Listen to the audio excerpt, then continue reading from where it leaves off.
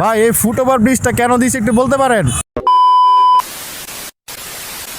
এই যে দেখেন একটা ফুটওভার ব্রিজ, সরকার জনগণের টাকা খরচ করে এত বড় জনগণের সুবিধার জন্য একটা ব্রিজ বানানো হয়েছে যেটার নাম ফুটওভার ব্রিজ, যেন জনগণ এই পাশ থেকে ওই পাশে যেতে পারে। আর মানুষ এটাকে চোখেই দেখে না, মানুষ এটাকে চোখেই দেখে না।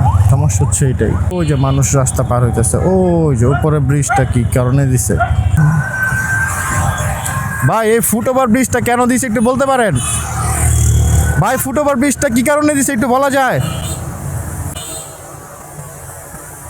না বলা যায় না। আরে লজ্জা পায় চলে গেছে।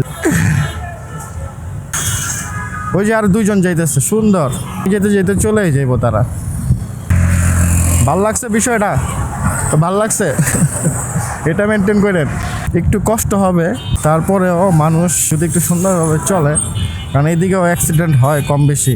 আপু বাচ্চা দুটা কি আপনার? ওই যে এক বোন আসতেছে হচ্ছে বাচ্চা নিয়ে। আপু বাচ্চা দুটা কি আপনার? ওই ব্রিজটা কেন দিয়েছে একটু বলতে পারেন? আমি না বুঝতেছি না। হ্যাঁ,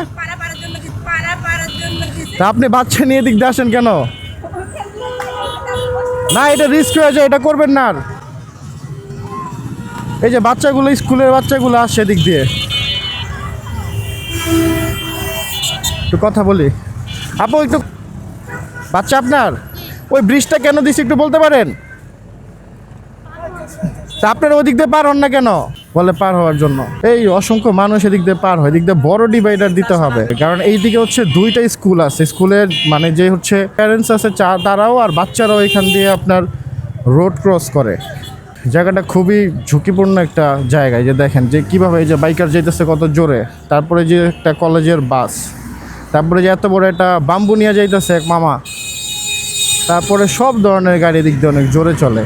কয়জন খেয়াল রাখে? এখন চিন্তা করেন, যেই হচ্ছে গাড়ি চালক নারায়ণগঞ্জে প্রথম ঢুকতেছে নতুন, সে তো বুঝবেই না যে দিক দিয়ে মানুষ পার হবে। তাহলে তার দ্বারা কি একটা অ্যাক্সিডেন্ট ঘটতে পারে না কারোর সাথে? একটা বাচ্চা কি তার মা বাবাকে ছেড়ে দুনিয়া থেকে যাইতে পারে না?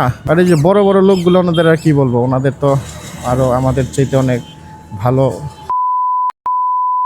এই ভিডিওটা করা একমাত্র মানুষদেরকে সতর্ক করার জন্য। কেউ কোনো খারাপভাবে নেবেন না, যারা ভিডিওতে যাদের ফেস আসছে তারা কোনো খারাপভাবে নেবেন না, কারণ আপনাদের এই একটা ছোট পরীক্ষার মাধ্যমেই হচ্ছে আরও 10 জন সতর্ক হওয়া। আর এই ভিডিওটাকে শেয়ার করবেন যেন সবাই দেখতে পারে।